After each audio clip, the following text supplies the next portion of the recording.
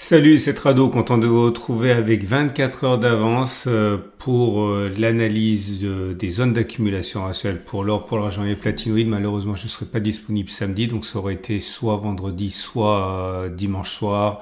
Eh bien, j'ai opté pour quelques heures en avance et voilà les actualités que j'ai débusquées pour vous.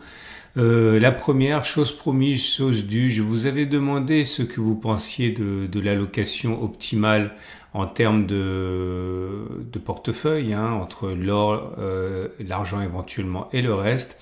Alors il faut savoir que des travaux extrêmement pointus ont été faits sur la question, au-delà des goûts et des dégoûts des uns et des autres par rapport aux métaux. Il faut savoir que des études ont été réalisées sur l'allocation optimale et tout a été compulsé, repris dans les travaux et dans la vidéo réalisée par Nicolas Perrin. On va être clair, très souvent on me demande qui et où sont mes sources principales. Vous savez, très souvent je dis méfiez-vous de cette information. On n'a pas encore le retour des grands spécialistes. Il faut savoir que pour moi, Nicolas Perrin, que je connais depuis très très très longtemps, est le spécialiste français. Il y en a d'autres, mais c'est mon préféré parce que, il est extrêmement pointu. 2, il est au fait de tout ce qui se passe à l'international parce qu'il parle couramment anglais, donc il va chercher à la source les informations. Donc au niveau international, j'aime beaucoup les travaux de Stoffer Levalek, mais je ne vais pas dans le détail. C'est Nicolas Perrin qui fouille et qui produit ces vidéos à intervalles réguliers. N'hésitez pas à le suivre sur les réseaux sociaux et sur la chaîne YouTube de Haut Coffre. Il met des vidéos quasiment tous les mois, voire toutes les semaines, il y a des articles. Et c'est donc basé sur les travaux de Jeffrey Christian. Et selon les travaux qu'il a réalisés sur les 50 dernières années, pourquoi c'est important les 50 dernières années? Parce que ça inclut beaucoup d'événements qui sont autant, on va dire, d'événements majeurs, que ce soit ce qui s'est passé avec les années 70 et la fin de la convertibilité automatique de l'or en dollars, que ce soit les crises majeures des années 80, que ce soit après l'éclatement de la bulle Internet, le Covid, la faillite des Lehman Brothers, etc., la baisse de 50% de l'or qu'on a connu aussi à partir de 2011. Bref, il y a eu plein d'épisodes tragiques pour les marchés et pour l'or. Et à partir de cet environnement qui est sans concession, parce qu'on prend également la baisse, je le répète, l'effondrement de l'or et de l'argent auquel on assiste actuellement. Alors, les maths montrent que la meilleure allocation se situerait, entre 20 voire 25-30% en or. Pourquoi? Parce que comme vous le voyez, mais il y a la vidéo entière en français, bien sûr, en dessous de la vidéo, comme d'habitude. En gros, entre 0 et 20% en mettant de l'or dans votre portefeuille, donc vous voyez bien 5%, 10%, 15%, 20% d'or, etc. Non seulement vous améliorez la performance de votre portefeuille global, avec des actions, etc., mais vous réduisez le risque aussi. Et c'est super important. Ça vaut justement, pardonnez-moi, de l'or, parce que vous augmentez la performance et vous réduisez le risque, les deux. À partir de 20%, c'est un peu plus compliqué, parce qu'il faut faire la part des choses. Vous recommencez à prendre un petit peu de risque, mais vous augmentez significativement la progression de votre portefeuille global. Donc voilà, selon que vous acceptiez ou pas de prendre un petit peu plus de risque, ou vous mettiez la priorité sur la réduction du risque, voilà, quelque part entre, j'ai envie de dire, 15 et 30%, on est bien. Après, c'est selon. Les maths le disent, jusqu'à 20%, on est très bien. Ok? Vidéo en dessous de cette vidéo-ci pour découvrir le travail de Nicolas Perrin. Deuxième article que j'ai trouvé pour vous.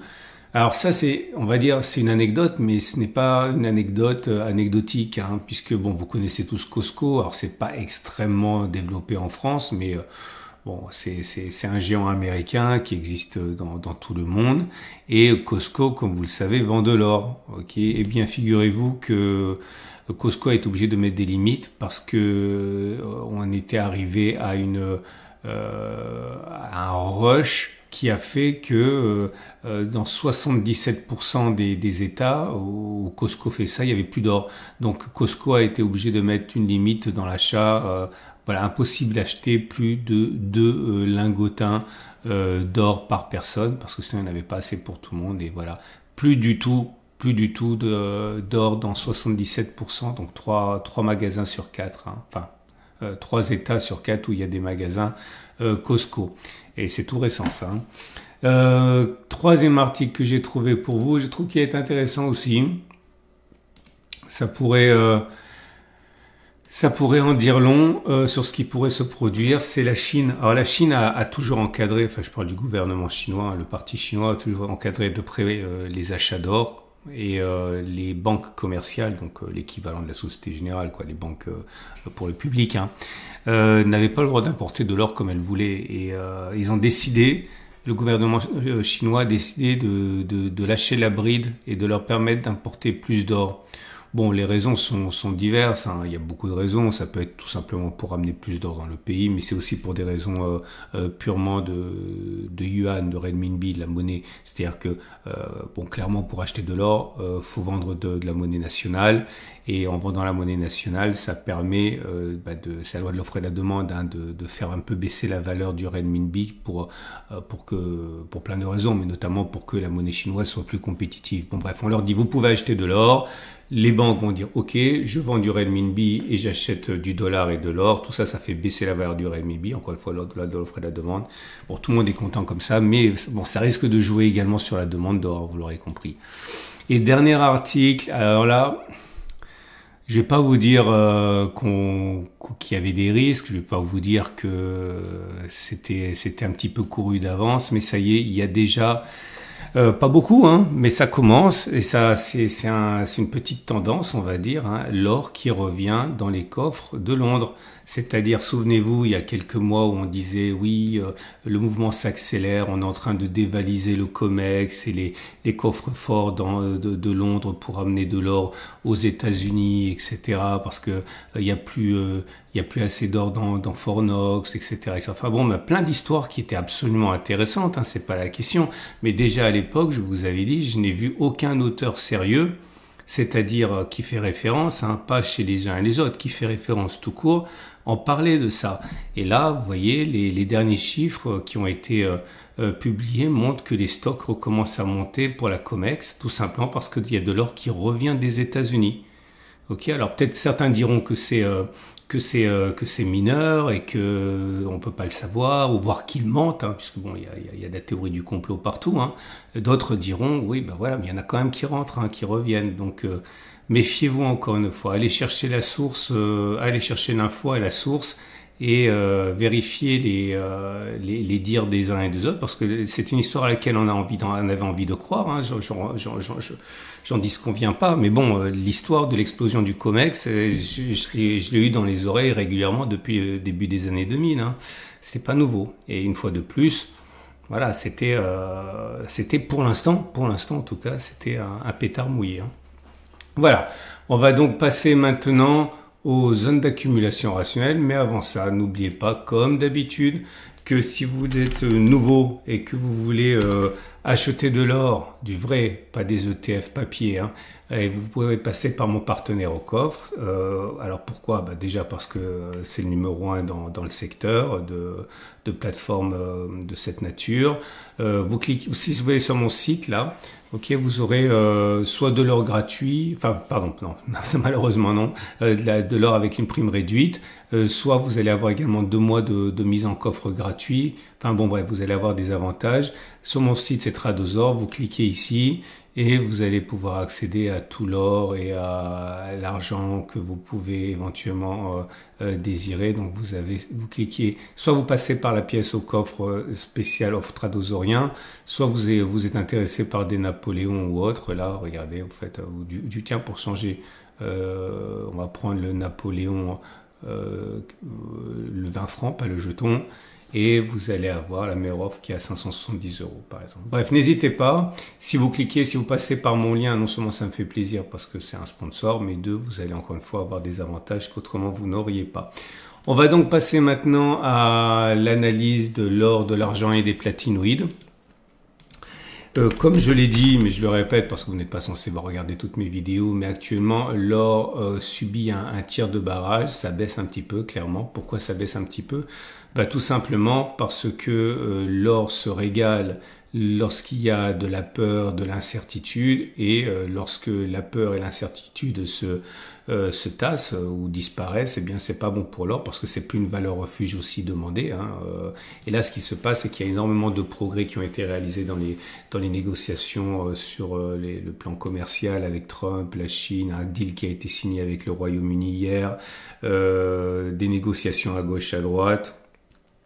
Donc à partir de là, on s'inquiète moins, on a moins besoin de valeur refuge et on spécule moins sur l'or, voire on le vend. Et donc ça fait à peu près quelques jours là que depuis l'annonce du deal que ça baisse et c'est complètement normal. Je vous rappelle que moi mon objectif ce serait qu'on aille chercher à minima les 30,55, 29,57. Ça serait vraiment bien, je vais pas revenir sur ça parce que je vais pas le répéter à chaque fois, mais ça serait bien. Et ce qui serait encore mieux, c'est 2700. Alors ça j'y crois. Ça, j'y crois beaucoup moins, mais ça voudrait dire par rapport au plus haut une baisse de 15% et par rapport au niveau actuel une baisse de 10, 11%. Ça serait bien. Je ne sais pas si on va le faire. Pour l'instant, la tendance de fond est haussière et la tendance de long terme est haussière parce qu'on est au-dessus de la M50 et au-dessus de la M200 qui monte. Les bougies Aiki-Nashi indiquent que pour l'instant, eh bien, il est plus plausible que l'on continue de baisser plutôt que l'on ait fini de baisser puisque c'est une bougie rouge sans méchotte. Ok. Si vous préférez l'or libellé en euros, c'est la même chose. On est sur un coup de mou, mais qui est encore plus marqué, j'ai envie de dire. On est toujours au-dessus de la M50 et toujours au-dessus de la M200. La tendance de fond et la tendance de long terme est haussière. J'aimerais bien qu'on a cherché les 27,70, 27,00. Ça correspondrait à une baisse supplémentaire de 6 à 9%. C'est pas gagné, mais ça serait bien. Et ça nous permettrait d'accumuler.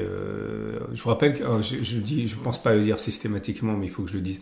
Je recommande d'envisager une double accumulation en DCA, c'est-à-dire à intervalles réguliers, tous les 3 ou le 5 ou le 1 ou le 31 du mois, et garder une partie pour faire les soldes. Alors ça peut être 10%, 20%, 30%, 100% si vous avez déjà beaucoup accumulé, mais bon, l'idée c'est de conserver une partie pour faire les soldes. Donc les soldes seraient faites pour moi sur les 27,70, 27,00 si on y va. Tendance de fond haussière, tendance de long terme haussière. L'argent libellé en dollars pour démarrer, bon, ça consolide, mais alors comme il y a une dimension qui est quand même plus industrielle, vous voyez, ça se tient mieux.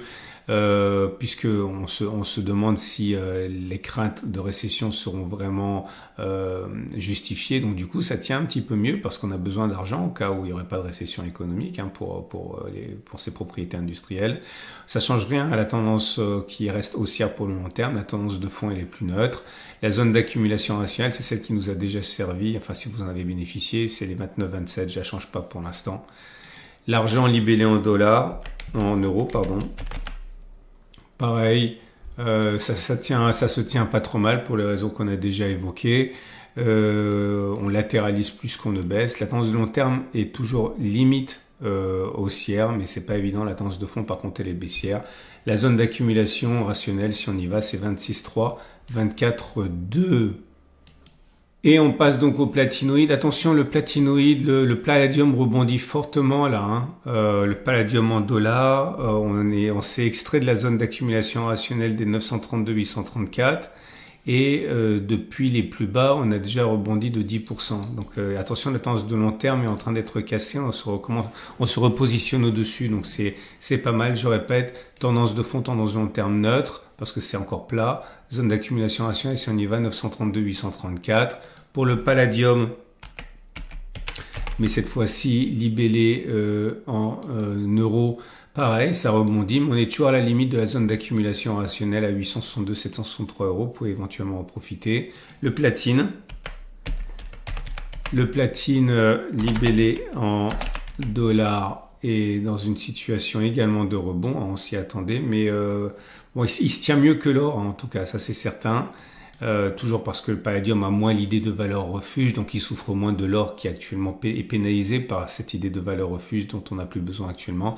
On est en tendance de fond et en tendance de long terme qui est haussière. La zone d'accumulation rationnelle, on en a profité le 4 avril, depuis on n'y est pas retourné, c'est 929 $. Et le platine libellé en euros. Même chanson, c'est pas mal. On a quitté la zone d'accumulation rationnelle des 830 et 170. Peut-être qu'il se passe quelque chose enfin sur les platinoïdes. Ok, voilà.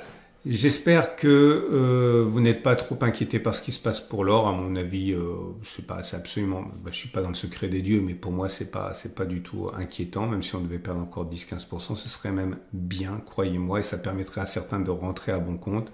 On verra ce qui va se passer.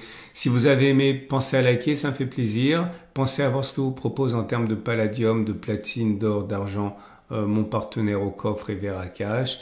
Et je vous dis donc rendez-vous mercredi pour la mise à jour.